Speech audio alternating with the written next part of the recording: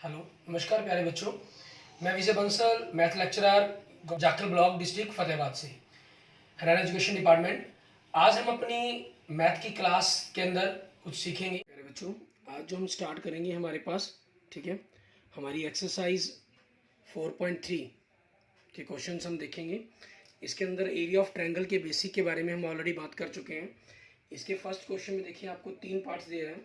कहना find the area of triangle with vertex at the point given in each of the following.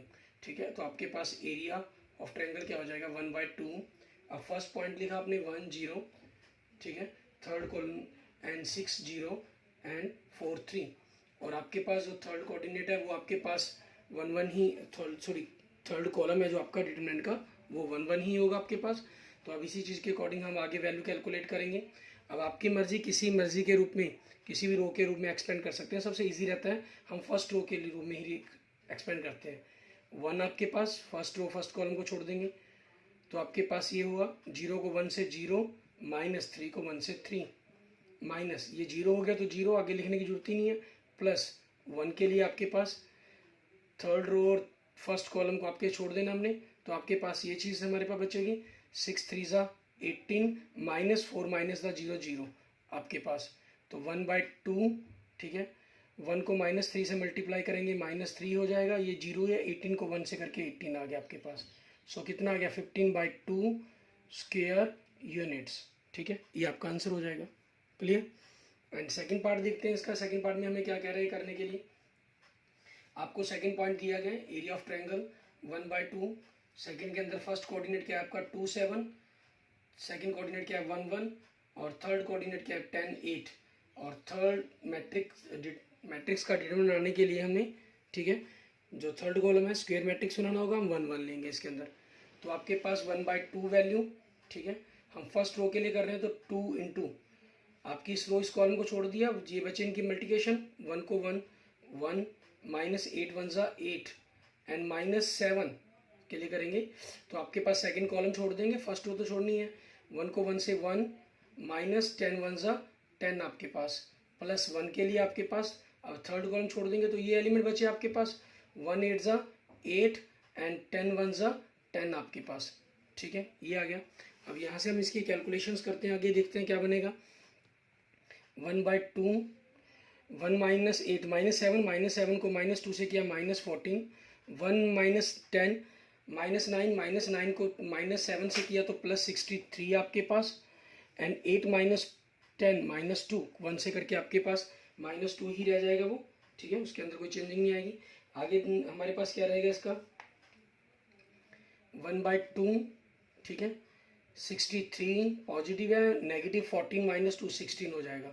तो दोनों को minus किया तो 47/2 स्क्वायर यूनिट्स आपके पास आंसर आ गया आपका। क्योंकि ये पॉजिटिव ही आ रहा है इसलिए इसको कोई प्रॉब्लम ही नहीं है हमारे पास। अगर नेगेटिव आ रहा होता फिर हमें इसको पॉजिटिव करना होता। ठीक है, एंड थर्ड देखेंगे एरिया ऑफ ट्रायंगल निकालने के लिए 1/2। ठीक है, थर्ड के अंदर वर्टेक्स क्या दे रहा है आपको -2 -3। ठीक है, सेकेंड वर्टेक्स क्या है 3 2 और थर्ड वर्टेक्स क्या है -1 -8 एंड आपके डिटरमिनेंट का थर्ड कॉलम क्या बन जाएगा 1 1 1। अब इसको वैल्यू कैलकुलेट करनी है हमें 1/2। ठीक है, फर्स्ट एलिमेंट लिया -2 तो फर्स्ट कॉलम छोड़ देंगे, इनकी मल्टीप्लाई 2 1 ज़ा 2, -8 को 1 से -8 माइनस क्या हो जाएगा +8, माइनस ये -3 आ जाएगा आपके पास। ठीक है, तो सेकंड कॉलम छोड़ेंगे। अब 3 1 ज़ा 3, -1 को 1 से किया -1 माइनस +1 हो गया। ठीक है, एंड +1 थर्ड कॉलम छोड़ देंगे तो ये एलिमेंट बचे आपके पास। 3 को -8 से किया -24 एंड -1 को 2 से किया तो -2 तो +2 हो जाएगा आपके पास। ठीक है, तो यहाँ से आपके पास 1/2, 2 8 10 को -2 से किया -20, 3 + 1 4, 4 को माइनस प्लस हो गया। ठीक है, 4 3 ज़ा +12 आपके पास हो जाएगा, एंड -24 को +2 -22 1 से किया तो -22 हो जाएगा आपके पास। सो 1/2 आपके पास। ठीक है, -42 + 12 तो आपके पास कितना हो गया -30 हो गया। ठीक है, अब इनको हमने क्या करना है यहाँ मॉडुलस की फॉर्म में रिप्रेजेंट कर देना है। ठीक है ना, तो जैसे यहाँ हमने मॉडुलस नहीं लगाया तो चल गया हमारे पास काम, लेकिन यहाँ आप क्या करेंगे क्योंकि नेगेटिव वाले के अंदर हमेशा ही मॉडुलस का यूज़ कर दे मतलब, तो वो आपके पास इसलिए ताकि कि जो एरिया हमारे पास वो नेगेटिव टर्म में कभी नहीं हो सकता, उस चीज़ को रिप्रेजेंट करने के लिए, ठीक है। पॉजिटिव के अंदर नहीं भी करेंगे तब भी आपकी कोई प्रॉब्लम नहीं है। तो 1/2 × 30, 2 से 13 कैंसिल हो गया, 15 हो गया। सो 15 स्क्वायर यूनिट्स, ठीक है, आपके क्वेश्चंस का आंसर हो गया ये। क्लियर। एंड नेक्स्ट देखेंगे आपके पास नेक्स्ट क्वेश्चन के अंदर हमें क्या कह रहा है। सेकंड क्वेश्चन के अंदर हमें कह रहा है शो डेट द पॉइंट्स। आपको सेकंड क्वेश्चन में आपको पॉइंट शो करने हैं कि ये कोलिनियर है, ठीक है। अब इन्होंने पॉइंट्स दिए हुए हैं आपको। क्वेश्चन नंबर 2 देखें हम, ठीक है। कोलिनियर प्रूफ करना इट मीन्स आपका जो एरिया आएगा वो 0 आएगा, ठीक है। आपके पास आपने area 1/2, first point A B plus C 1, second point B C plus A 1, third point C A plus B 1। अब आपके पास अगर आप इसको एक्सपेंड कर देते हैं तब भी आपके पास आपके क्वेश्चन का आंसर आ जाएगा, ठीक है। और थोड़ा सा अगर यहाँ पर, ठीक है, एक्सपेंड करने की जगह हम थोड़ी सी प्रॉपर्टी का यूज़ करना चाहें तो उससे भी हम इस क्वेश्चन को सॉल्व कर सकते हैं। अब इसमें हम क्या कर रहे हैं,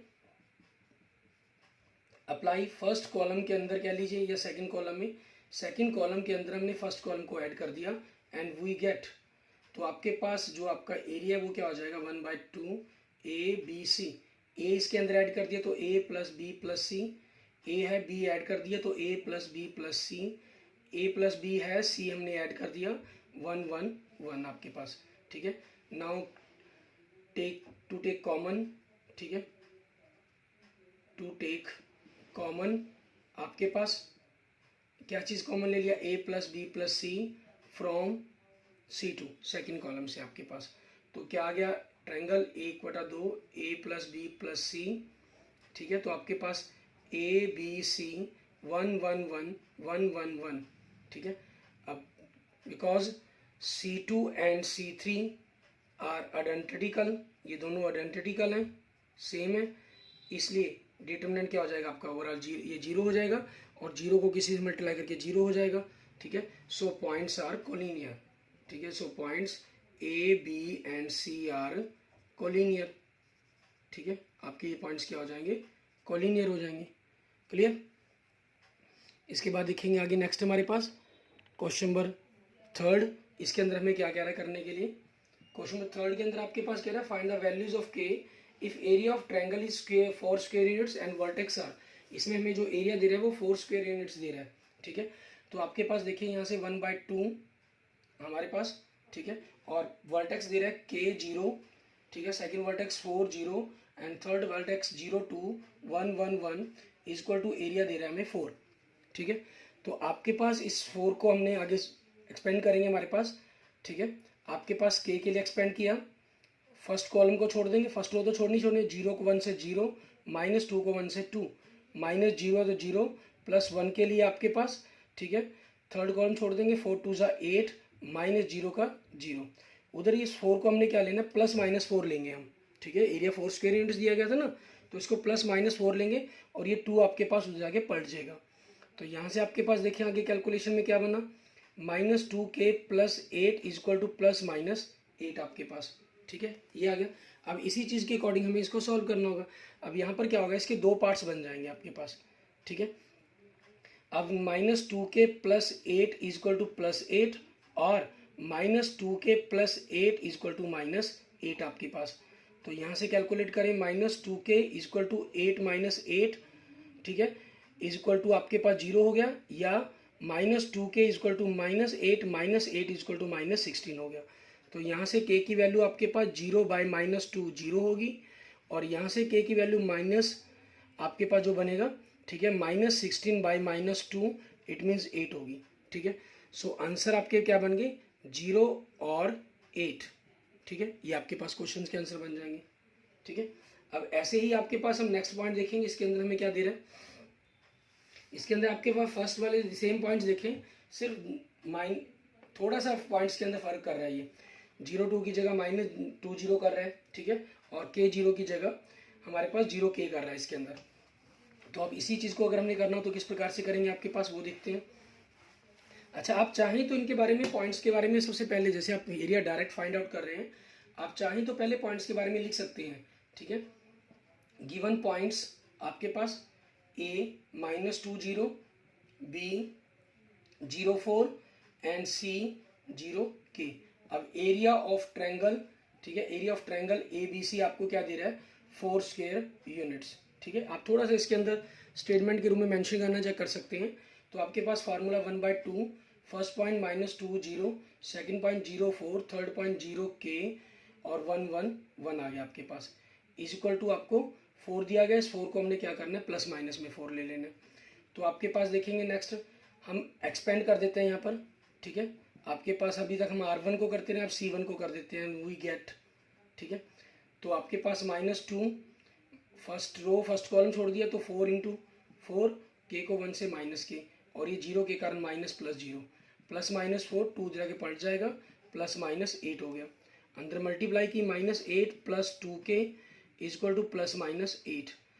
नाउ आपके पास ये प्लस माइनस हो गया, दो पार्ट्स में कन्वर्ट हो जाएगा, -8 + 2K इज इक्वल टू +8, और आपके पास -8 + 2K इज इक्वल टू आपके पास -8। सो आगे आपके पास क्या हो जाएगा, 2K 8 + 8 नेगेटिव हो जाएगा, पॉजिटिव हो जाएगा 16, और दूसरी तरफ आपके पास इसके 2K इज इक्वल टू -8, ये नेगेटिव है, राइट साइड में जाके पॉजिटिव हो जाएगा 0।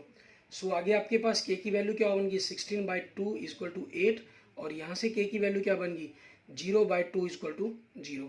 सो आंसर क्या हो गया, K इज इक्वल टू 0 और 8।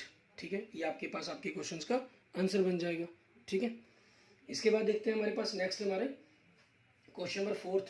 इसके अंदर हमें क्या कह रहा है करने के लिए, क्वेश्चन नंबर 4 के अंदर आपके पास क्या रहा है, इसके दो पार्ट दे रहा है। Find the equation of line joining the points using the determinants, दोनों में डिटरमिनेंट्स फाइंड कहे गए आपको करने के लिए। और फिफ्थ क्वेश्चन में आपको area of triangle is 35 square units कह रहा है।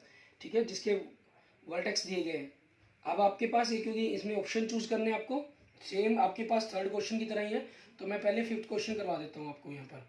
ठीक है, तो यहाँ से देखिए 1/2 अपने फर्स्ट वर्टेक्स लिख लेंगे 2 -6, सेकेंड वर्टेक्स लिख लिए 5 4, थर्ड वर्टेक्स लिख लिए K 4 1 1 1 इज इक्वल टू आपके पास एरिया कितना दे रहा है 35, तो +-35 लिख लेंगे आप इसको।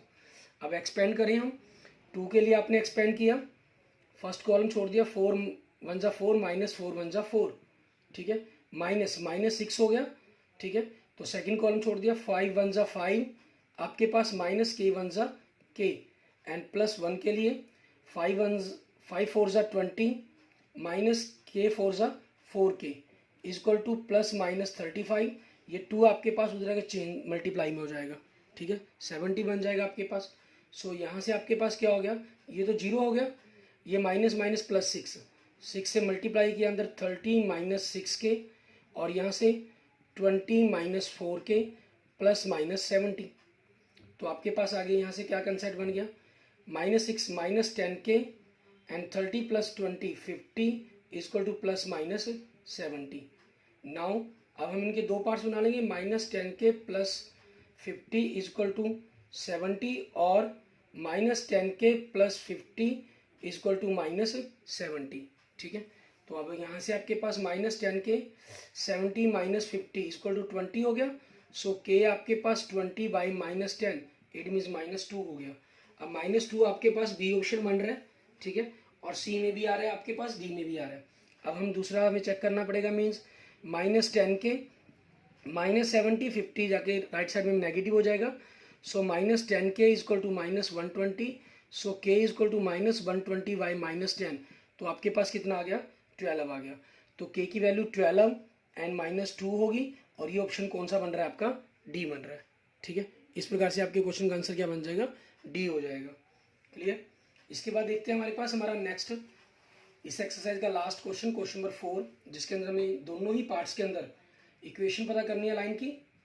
ठीक है, आपके पास लेट द पॉइंट, ठीक है, लेट द पॉइंट आपके पास P, जिसके जनरल पॉइंट हम XY ले लेंगे।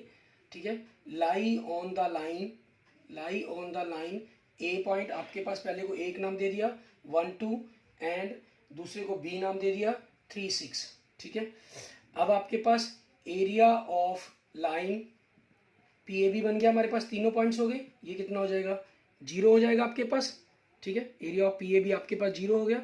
इट मीन्स अब आपके पास एरिया का formula 1/2, first point 1 2, second point ठीक है, या इसको एक्स वाई लिख लें, वो भी आपके पास आपकी चॉइस है, पहले एक्स वाई को लिख लें चाहे, फिर 1 2 फिर 3 6। अच्छा, इसको ऊपर नीचे कैसे मर्जी आगे पीछे लिख लेंगे, इससे कोई फर्क नहीं पड़ेगा आपके एरिया पर। नेगेटिव पॉजिटिव का ही फर्क पड़ता है, हम जानते हैं प्रॉपर्टी के अकॉर्डिंग, ठीक है। तो वो भी आपके पास आपका जीरो ही, नेगेटिव पॉजिटिव के कारण जो एरिया वो पॉजिटिव होता है, नेगेटिव वैसे ही नेगलेक्ट हो जाता है आपका, ठीक है, उस चीज़ के कारण। एंड नेक्स्ट आपके पास, क्योंकि जीरो है इसलिए प्लस माइनस लेने की जरूरत नहीं है। अब हमने एक्स को एज रखा, ठीक है, फर्स्ट रो फर्स्ट कॉलम छोड़ दिया, 2 1 जा 2 माइनस 6 1 जा 6 आपके पास, माइनस वाई सेकेंड कॉलम को छोड़ देंगे, 1 1 जा 1 माइनस 3 1 जा 3, प्लस 1 के लिए आपके पास 1 6 जा 6 माइनस 3 2 जा 6, और दूसरी तरफ 0 इंटू 2 आपके पास। तो यहाँ से मल्टीप्लाई करके आपके पास क्या हो जाएगा, 2 minus 6 minus 4x, 1 minus 3 minus two plus 2y, और ये 0 हो गया इक्वल टू 0। तो यहाँ से आपकी इक्वेशन क्या बन गई, 2y minus 4x equal to 4x, और x को पर दूसरी तरफ लेंगे और 2 से डिवाइड कर दें तो y इक्वल टू 2x, ठीक है। ये आपके पास आपकी रिक्वायर्ड लाइन ऑफ इक्वेशंस आ जाएगी जो हमें पता करने के लिए कही गई थी। क्लियर। इसके बाद देखते हैं इसका सेकंड पार्ट, इसके अंदर हमें क्या कह रहा है, इसमें भी वही लेट द पॉइंट, आपके पास पॉइंट लेट कर लेंगे, पी हमने x y lie on the line, ठीक है। आपके पास ए के वर्टेक्स क्या दे रहा है आपको 3 1, ठीक है, एंड बी के वर्टेक्स क्या दे रहा है आपको 9 3। अब एरिया ऑफ लाइन आपके पास, area of line P A B equal to कितना हो जाएगा 0। तो एरिया का फार्मूला 1/2, आपका फर्स्ट पॉइंट लिख लें, ये 3 1 है, एक्स वाई को लिख लें, इनमें से कुछ भी लिख लें, कोई प्रॉब्लम नहीं है, आपके पास आंसर पर कोई कभी फर्क नहीं पड़ेगा। 3 1 9 3 1 1 1 आपके पास ये हो गया, ठीक है। अब आप इसको में करना क्या सॉल्व करने के लिए, ठीक है, आप प्रॉपर्टी के यूजिंग मीन्स इनको पहले जीरो करना चाहे तो वो भी आप कर सकते हैं, इसमें बिना, उसमें भी कोई प्रॉब्लम नहीं है हमें, ठीक है ना। आपको इक्वल टू 0 दिया गया, यहाँ से एक्स आपने एज रखा 1 माइनस 3 माइनस वाई के लिए करेंगे, तो आपके पास 3 1 जा 3 9 1 जा 9, 3 माइनस 9 प्लस 1 के लिए 3 3 9 माइनस 9 1 9, और दूसरी तरफ 0 मल्टीप्लाई 2 इक्वल टू 0 हो जाएगा आपके पास। यहाँ से आपके पास minus 2x minus 6y plus 0 equal to 0, तो यहाँ से आपके पास 6y इक्वल टू 2x आपके पास हो जाएगा, ठीक है। तो यहाँ से आपके पास क्या बन जाएगी equation 3y equal to x, और अगर आप दूसरी एक तरफ रखना चाहें, कोई जरूरी नहीं है कि y बराबर ही करके रखना होता है, ठीक है, तो आपकी वो चॉइस है, आप चाहे तो x minus 3y equal to 0 इस फॉर्म में भी रख सकते हैं इक्वेशंस को, ठीक है। ये आपके पास आपके क्वेश्चंस का आंसर बन जाएगा। क्लियर। अब इसके बाद देखते हैं हमारे पास हमारा नेक्स्ट आगे एक्सरसाइज 4.4 के बारे में हमारे पास, ठीक है। मीन्स 4.4 के हमारा जो कंसेप्ट है माइनर्स एंड कोफैक्टर्स, ठीक है, उसके बारे में हम बात करेंगे कि किसको हम माइनर्स कहते हैं और क्या कौन सी चीज़ें हमारे पास कोफैक्टर्स कहलाती हैं, ठीक है। माइनर आपके पास क्या कहलाएगा, किसको हम माइनर कहेंगे, ठीक है। सबसे पहले हम माइनर की ही बात करते हैं। Minor of an element A I J of a determinant is the determinant obtained by the deleting its ith row and jth column in which aij elements lies minor of the element aij denoted by mij, ठीक है। Means इसमें क्या कह रहा है, आपके पास जिस भी एलिमेंट का आप निकाल रहे हैं, मान लीजिए ये एलिमेंट का निकाल रहे हैं, तो ये रो ये कॉलम को छोड़ देंगे, बाकी जो बचा, ठीक है, आप उसका डिटरमिनेंट निकालेंगे, वो आपका माइनर कहलाएगा, ठीक है। और सिंपल अगर हम कहें कि minor of the an element of determinant of order is a determinant of the order n minus 1, कि जो एम आई जी है, मान लीजिए अगर ये एन ऑर्डर का एलिमेंट है तो आपने इस एलिमेंट के इस रो कॉलम को छोड़ दिया, 3 ऑर्डर का, तो 2 ऑर्डर का जो मैट्रिक्स बचा आपका, उसका डिटरमिनेंट आपके पास आपका माइनर कहलाता है, ठीक है।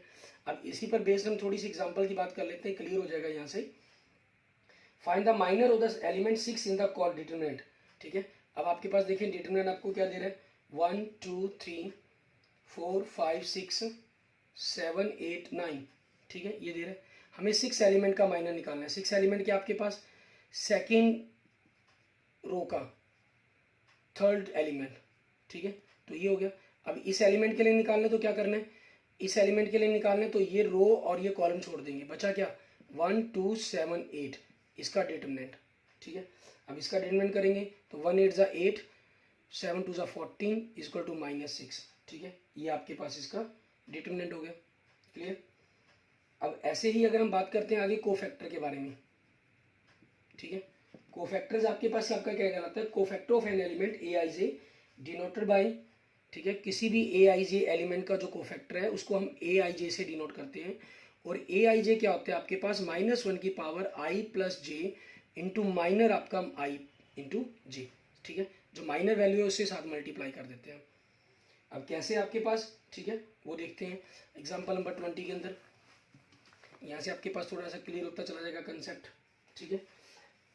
अब एग्जाम्पल नंबर 20 में देखें हमें क्या कह रहा है, कहना find the minors and cofactors of all the elements, सभी एलिमेंट्स के कहा इन्होंने, ठीक है। आपके पास जो एलिमेंट्स दे रहा है 1 -2 4 3 ये एलिमेंट दे रहा है। अब सबसे पहले हमें इसके क्या करने हैं, माइनर्स निकालते हैं हम, ठीक है। Minors of A I J is M I J होंगे, तो M11 फर्स्ट रो का फर्स्ट एलिमेंट, ये रो एक कॉलम छोड़ा तो कितना हो गया 3, क्योंकि सिंगल का तो आपके पास पता ही है। M12 फर्स्ट रो का सेकंड एलिमेंट, इस एलिमेंट के कारण ये रो कॉलम छोड़ देंगे तो क्या हो जाएगा -4। M21 इस एलिमेंट के लिए, तो ये रो कॉलम छोड़ दिया तो क्या आ गया -2, ठीक है। M22 सेकंड रो का सेकंड एलिमेंट, तो इस एलिमेंट के लिए कर रहे हैं तो ये रो कॉलम छोड़ देंगे, बचा क्या 1, ये आपके माइनर्स हो गए इसके सारे, ठीक है। अब हमें इसके करने कोफैक्टर्स ज्ञात फाइंड आउट करने, ठीक है, कोफैक्टर्स करेंगे। Now cofactors of A I J is A I J, ठीक है, ये होंगे आपके पास। सो A11 ये आपके पास क्या हो जाएगा -1 की पावर 1 + 1 और इंटू M11, माइनर आपने निकाल रखा है, ये +1 मीन्स आपको एक प्रकार से जिस एलिमेंट का पता करना है उस एलिमेंट को छोड़कर, उस रो या कॉलम को छोड़कर उसका डिटरमिनेंट निकालना है आपको साथ में। ये तो +1 हो गया और इसकी वैल्यू कितनी आई है 3, तो ये 3 हो गया, ठीक है। A12 आपके पास, अब इसी चीज़ के अकॉर्डिंग आपके पास A12 क्या बन जाएगा आपका, अगर हम देखें, ठीक है, -1 की पावर 1 + 2 और M12, ये तो -1 हो गया और इसकी वैल्यू कितनी है 4, तो आपके पास क्या आ गया -4। अब A21 क्योंकि और तो एलिमेंट है ही नहीं, सेकंड रो का फर्स्ट एलिमेंट, -1 की पावर 2 + 1, ठीक है, M21 ये वैल्यू कितनी है आपके पास -1 आ गया यहाँ से, तो -1 की पावर ओड होगी, ये -2 हो गया, तो क्या बन गया 2 बन गया। A22 मीन्स आपके पास -1 की पावर 2 + 2 M22, ये तो +1 बन जाएगा क्योंकि माइनस की पावर इवन नंबर हो गया, और 2 एलिमेंट कितना आपके पास 1 है, तो कितना आ गया आपके पास, ये 1 आ गया आपका। क्लियर, इस तरीके से आपके पास ये आपके जो क्वेश्चन नंबर 20 है ये प्रूफ हो जाता है हमारा, ठीक है। इसके बाद देखते हैं हमारे पास हमारा नेक्स्ट एग्जाम्पल नंबर 21, इसमें हमें क्या कह रहे हैं एग्जाम्पल नंबर 21 के अंदर, इसके अंदर देखिए आपको कह रहा है find the minors and cofactors of the elements A11 and 21 in the determinant. आपके पास यहाँ जो दे रहा है A11 A12 एलिमेंट की ए के रूप में दे रहा है और उनकी पोजीशन के साथ दे रहा है हमें, ठीक है, ये आपके पास एक एलिमेंट दिए गए हैं, ठीक है। हमें कहा है इन्होंने माइनर्स पता करना है हमें, मीन्स M11, ठीक है, मीन्स माइनर ऑफ A11 आपके पास इसका हो गया, तो A11 इससे ये एलिमेंट हो गया। अब इस रो इस कॉलम को छोड़ देंगे तो A22 A23 A32 A33 इसका ट्रीटमेंट करना है हमें, ठीक है। अब आपके पास क्या हो जाएगा, ये cross multiply A22 A33 minus A32 A23, ठीक है। और दूसरा हमें A21 का करना है, तो 21 मीन्स माइनस ऑफ A21 मतलब सेकेंड रो का फर्स्ट एलिमेंट, ये हो गया आपके पास। तो इस रो इस कॉलम को छोड़ देंगे, बचे क्या आपके पास A12 A13, ठीक है, A32 A33, ये हो गया आपके पास, ठीक है। क्रॉस मल्टीप्लाई कर दी A12 A33 minus A32 A13।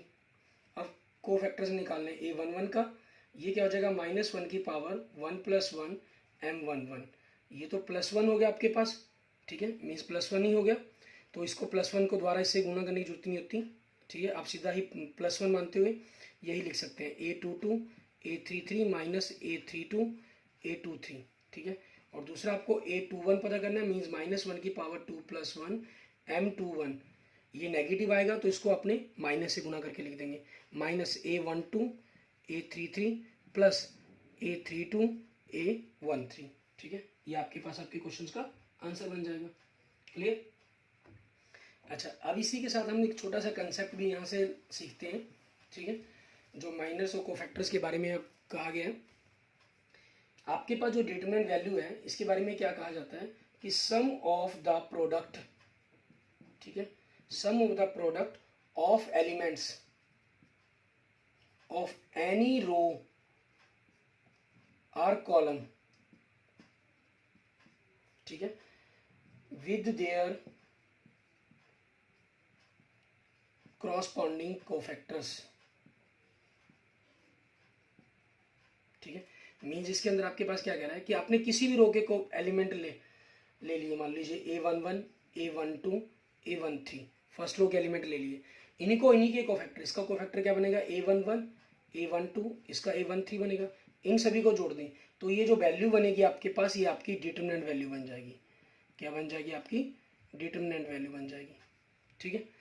और इसी के साथ आगे क्या कहता है भाई, ठीक है, condition sum, if elements of a row or column are multiplied by, ठीक है, are multiplied with cofactors of any other row or column, ठीक है, देन देयर सम इज 0, ठीक है। अब इसमें मान लीजिए आपने जैसे यही लिखा A11 A12 A13, first row के एलिमेंट लिए, इनको किसी और रो या किसी और कॉलम से डिटरमिनेंट से मल्टीप्लाई कर, कोफैक्टर से मल्टीप्लाई करते हैं। मान लेते हैं फर्स्ट कॉलम से कर देते हैं A11 A21 A31, first column के कोफैक्टर्स ले लिए, उनको फर्स्ट रो के एलिमेंट से मल्टीप्लाई कर दिया, तो इनको अगर आप मल्टीप्लाई करेंगे तो आपके पास आंसर क्या बनेगा? आपका 0 बन जाएगा, ठीक है। क्लियर? ये चीज़ हमें कही गई है। और इसके अंदर आपके पास जो मल्टीप्लिकेशन के अंदर हमारे पास रिलेशंस बनेंगे हमारे पास, ठीक है, ये ज़्यादातर आपके जो लिए गए हैं वो को सेकंड रो या सेकंड कॉल, रो को रो से और कॉलम को कॉलम से मल्टीप्लाई करके लिए जाते हैं, ठीक है ना। तो इसमें हमें क्या करना होगा, फर्स्ट रो के एलिमेंट लिए हैं तो सेकंड रो के कोफैक्टर्स ले लेते हैं हम। सेकंड रो के कोफैक्टर्स आपके पास क्या बन जाएंगे? A21 A22 A23, ठीक है, ये ले लीजिए, क्योंकि इनमें कई वैल्यूज आपके पास आने के चांसेस हो सकते हैं, तो वो चीज़ खत्म हो जाएगी यहाँ से आपके पास, ठीक है। किसी और रो के कोफैक्टर्स आपने ले लिए, यहाँ पर मल्टीप्लाई करेंगे तब भी आपके पास डिटरमिनेंट वैल्यू क्या बन जाएगी? 0 बन जाएगी। क्लियर?